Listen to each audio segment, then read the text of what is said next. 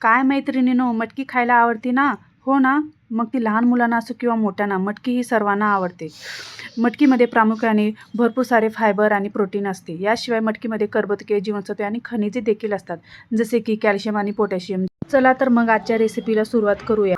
गॅसवरती कढई ठेवूयात. कढईमध्ये तेल टाकूयात. तेल गरम झाले की त्यामध्ये मोहरी टाकूया. मोहरी चांगली तडतडली की त्यामध्ये जिरे टाकूयात. जिरेही तडतडले की त्यामध्ये कढीपत्ता टाकूयात. कढीपत्ता चांगला तडतडला की त्यामध्ये कांदा टाकूयात. कांदा चांगला परतून घेऊयात. कांदा चांगला परतला का मग त्यामध्ये हिरवी मिरची टाकून घेऊयात आणि चांगले फिरवून घेऊयात. नंतर त्यामध्ये हळद टाकूयात आणि मिक्स करून घेऊयात आणि त्यानंतर आपली मटकी टाकून घेऊयात. मटकीलाही चांगली परतून घेऊयात. मटकी चांगली परतून त्यावरती एखादी डिश झाकून ठेवूयात आणि 2 ते 3 मिनटं वाफून घेऊयात आणि चवीनुसार मीठ घालून घेऊयात. हे बघा, आपली मटकी तयार झाली आहे.